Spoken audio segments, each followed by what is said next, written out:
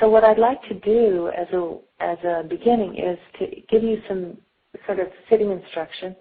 And several students of mine and I were in Europe this last summer, and we spent time with one of my Dharma brothers who has a Zen temple called Zen River in the north of Holland. And we went to spend a week with him and did receive some of his instruction and also did a lot of sitting practice while we were in session. And so I'm really going to use the style of instruction that he gave, which I'll do in 4 different steps, to really just kind of take you through the practice and allow you to use it to refine whatever it is you're doing. So we're going to begin with the body.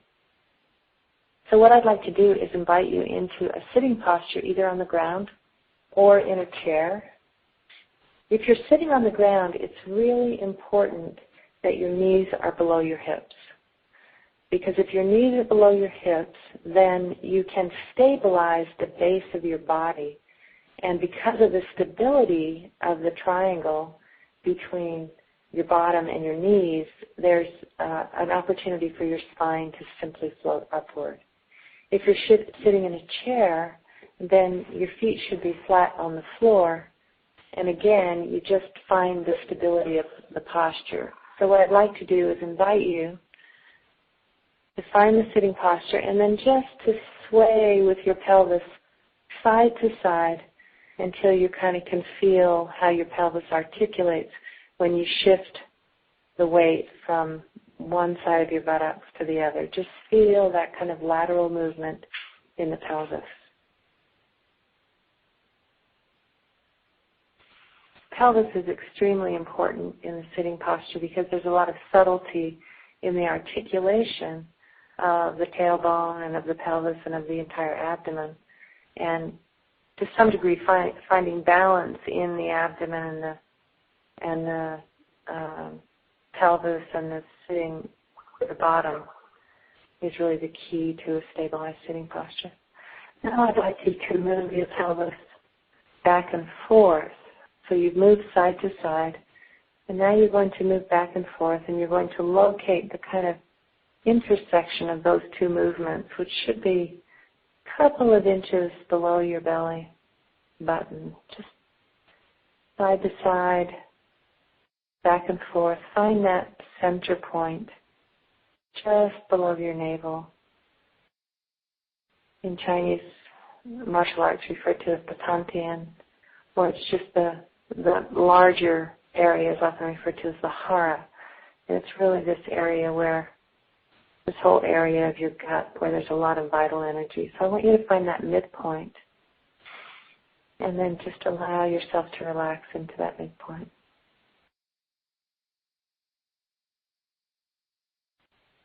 You're sinking downward. Now, if you're sitting with your legs crossed, you could make sure that they're kind of side to side.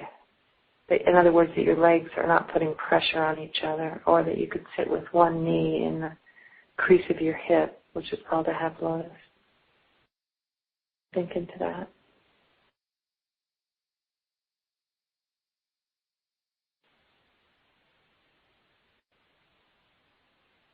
Allow your spine to float upward. Drop your shoulders. Let the weight of gravity pull your shoulders downward so your spine is moving up, your shoulders are moving down. Allow your hands to rest on your knees. Or, if you're used to this or done it before, you can place your right hand under your left. Allow your thumbs to touch in what's called the cosmic mudra. And then let your hands rest right in front of the Tantian, kind of tucked against your belly. In that way you give additional support to that vital center.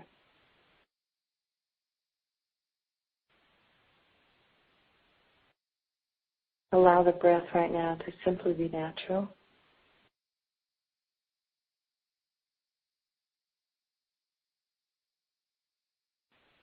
And if you need to move the pelvis, just to start to get the sense of how to articulate it, let yourself find the gesture of the pelvis that feels the most stable to you.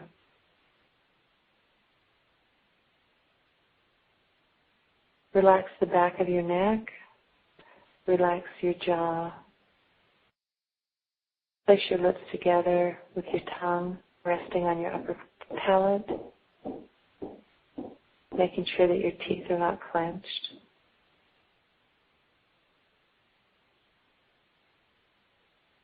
Close your eyes for a moment. Let yourself relax your eyes behind the eyeball. Feel the relaxation run down the back of your eye. And then open your eyes ever so slightly, letting them rest on the floor in front of you 3 to 4 feet. So you're resting your eyes in what we call a half gaze or a soft gaze. We're softening the intensity of our visual function, but we're keeping the eyes open, at least partly.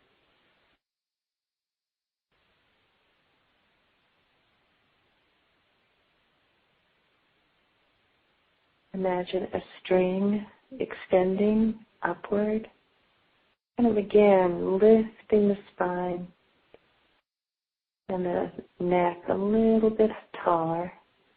Allow your chin to tuck ever so slightly. So again, we have the downward motion of gravity, and then we have an upward motion of kind of lifting upward to the spine, or floating is the word I like to use, floating upward. So we're both grounded and there's a lightness to our posture.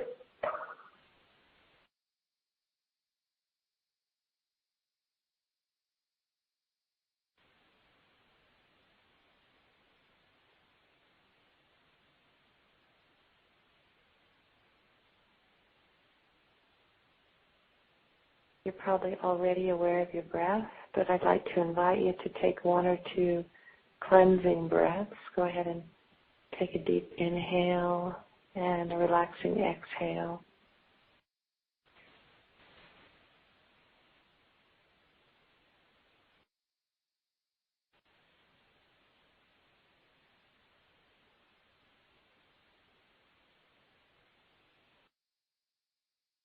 Often you're instructed to allow the breath to cool the nostrils on the inhale and to feel the warmth of the breath on the exhale. You won't find this in Dogen Zenji's instructions on sitting because it comes more from the physiology and the neurobiology that's being done right now.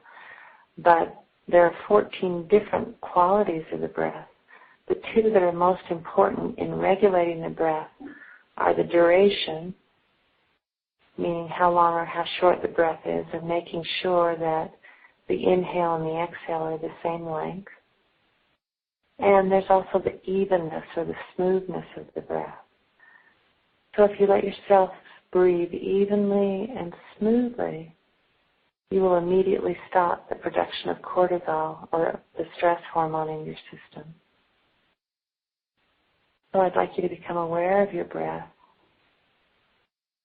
and let it become it's the subtle domain between the body and the mind. So just breathe with consciousness. And let's just count to 10 on the in-breath, and the out-breath is 1.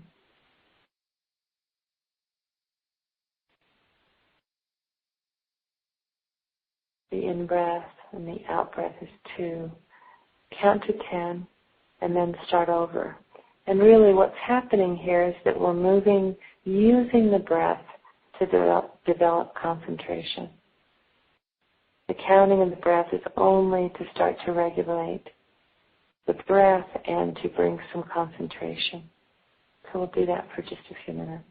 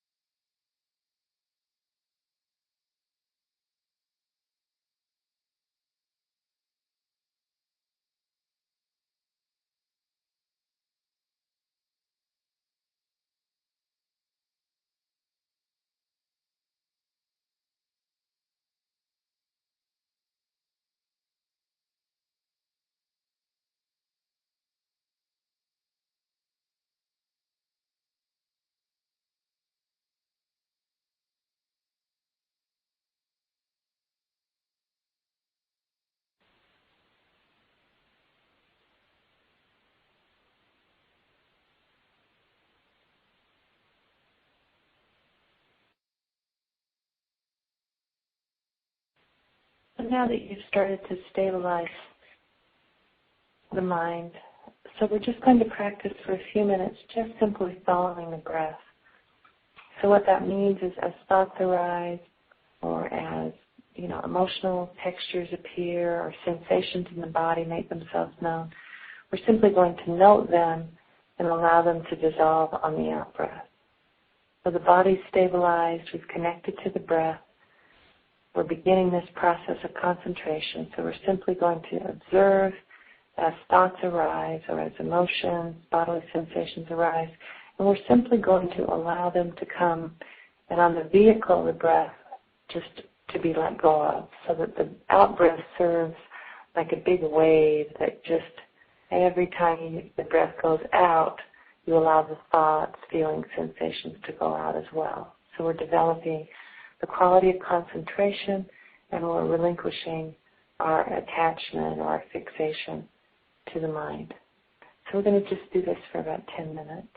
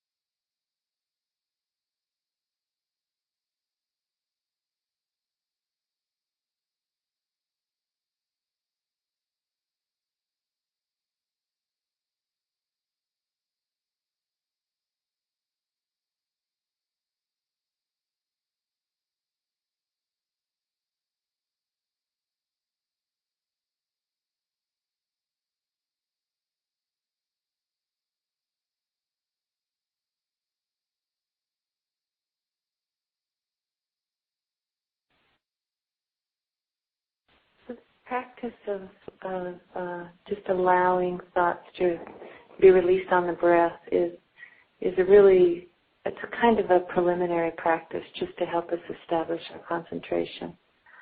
The essence of Zazen really is that once you have regulated your posture, then you sit, and Dogen Zenji says to think of non-thinking. You know, he's quoting the famous words of Master Yakusan Igen. But basically what he's saying is that we should stop grasping at thoughts and just sit.